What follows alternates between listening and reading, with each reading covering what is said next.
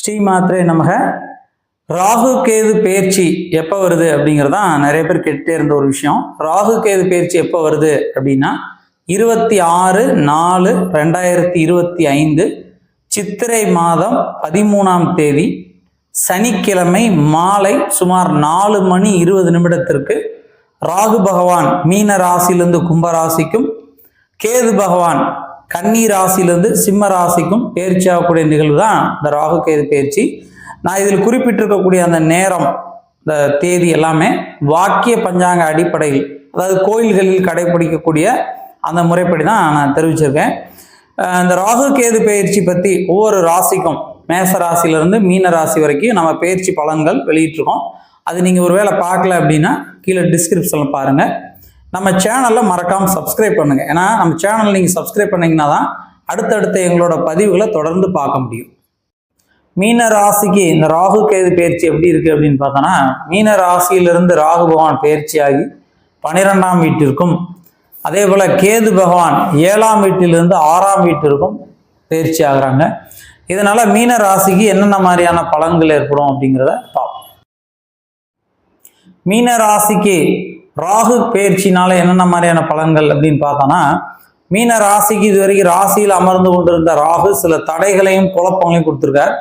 அதுலேருந்து பயிற்சியாகி 12ஆம் வீடு என்று சொல்கிற மறைவு ஸ்தானத்தில் அமர்கிறார். அயன சயன பயன மறைவு ஸ்தானம் என்ற இடமான 12ஆம் வீட்டில் அமர்கிறார். ஏற்கனவே மீன ராசிக்கு 7.5 சனியில் விரைய சனி நடந்து கொண்டிருக்கு. இந்த சனியோட ராகுவும் விரைய ராகுவாக இணைவதால் இப்போ விரயங்கள் ஏற்படும். தேவையற்ற பகைகள், பணம் கையில் தங்காது, பணம் வேகமாக கையை விட்டு போய்கிட்டே இருக்கும். எவ்வளோ பணம் வந்தாலும் செலவாகி கொண்டே இருக்கும். அதே போல் பணமோ விலை உயர்ந்த பொருட்களையோ நாம் தொலைப்போம் அப்படின்றது. அதாவது பணங்களை ஏதாவது தொலைக்கவோ, இந்த நகைகள், இந்த ஆபரணங்களை தொலைப்பதற்கோ வாய்ப்புகள் இருக்குது. அதனால் இந்த ராகுவுடைய அந்த அமைப்பை பொறுத்த மட்டும் விரயமாக்கும். தேவையில்லாத வைத்திய செலவுகள், நோய்கள், உடலில் காயங்கள், இல்லை ஏதாவது ஒரு பொருட்களை தொலைக்கிறது, இல்லை யாரையாவது நம்பி கொடுத்து ஏமாறுறது, இந்த மாதிரி சில காரியங்கள் பண்ணும். இந்த விரய ராகுவால் வரக்கூடிய பாதிப்புகள் நீங்கள் துர்க்கை வழிபாடு செய்வது நல்லது. அது குறிப்பாக செவ்வாய்க்கிழமை ராகு காலத்தில் போய் துர்க்கைக்கு தீபம் ஏற்றி வணங்கி வந்தால் இந்த ராகுவினால் வரக்கூடிய கெடுபலிலிருந்து விடுபட முடியும். மீன ராசிக்கு இந்த கேதுவோட பயிற்சி எப்படி இருக்குன்னு பார்த்தோன்னா, 7ஆம் வீடு என்று சொல்ற சமசப்தம ஸ்தானத்திலிருந்து விலகி 6ஆம் வீடு என்று சொல்ற ருண ரோக சத்துருஸ்தானத்தில் அமர்கிறார்.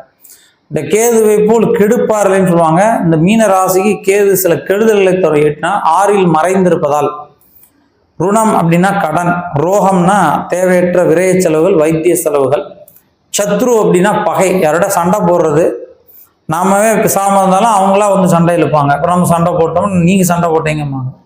அந்த மாதிரி பயணங்களில் கவனம் தேவை. பயணங்களில் ஏதாவது பொருளை மிஸ் பண்ணுறதுக்கோ, நம்ம ஒரு விஷயத்தை 2 தடவை பண்ணுறதுக்கோ, ஞாபக மறதிகளால் மாட்டிக்கொள்வதற்கு வாய்ப்பு இருக்குது. அயன சயன பயண விரைவு ஸ்தானம்னு சொல்லுவாங்க. அந்த 12ஆம் இடத்தை இந்த விரயஸ்தானத்தில் கேது அமர்வதால் தேவையற்ற விரயங்கள், மனக்குழம்புகளுக்கு ஆட்படுவீர்கள். அதனால் கேதுவோட சேத்திரமான பிள்ளையார்பட்டி கற்பக விநாயகர் வழிபாடு செய்வது நல்லது. அப்படி போக முடிஞ்சவங்க போனால் ரொம்ப நல்லது. இல்லை பக்கத்தில் ஏதாவது விநாயகர் சன்னதிகள், விநாயகர் கோயில் இருந்தால் அந்த விநாயகர் கோயில் சென்று விநாயகரை வணங்கி வந்தீங்கன்னா இந்த கேதுவால் வரக்கூடிய கெடுபலன்களிலிருந்து விடுபட முடியும். ஸ்ரீமாத்ரே நமக. தெய்வீக பொருட்கள், ஆன்மீகம் சார்ந்த பொருட்கள், பாசிட்டிவ் எனர்ஜி உள்ள பொருட்கள் நிறைய பேர் நம்ம கேட்டதுனால எல்லோரும் பலன் அடையணும் அப்படிங்கிற உயர்ந்த நோக்கத்தோட சில தெய்வீக பொருட்கள் நம்ம மக்களுக்கு கொடுக்கலாம் அப்படின்னு சொல்லி குறைந்த லாபத்தில் பயனடையணும் என்ற உயர்ந்த நோக்கத்தோடு நம்ம பண்ணிக்கிட்டு இருக்கோம்.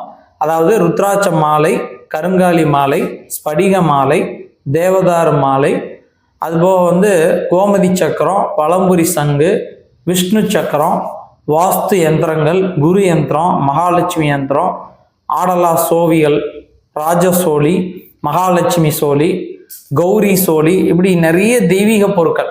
குன்றின்மணியில் சிவப்பு கருப்பு குன்றின்மணி, வெள்ளை குன்றிமணி, கருப்பு குன்றிமணி, இப்படி தெய்வீகமான பொருட்கள், ராசி கற்கள், இப்படி நிறைய விஷயங்கள் ஆன்மீகம் சார்ந்த தெய்வசக்தி உள்ள பொருட்கள் நம்ம மக்களுக்காக விற்பனை பண்ணிக்கிட்டு இருக்கோம்.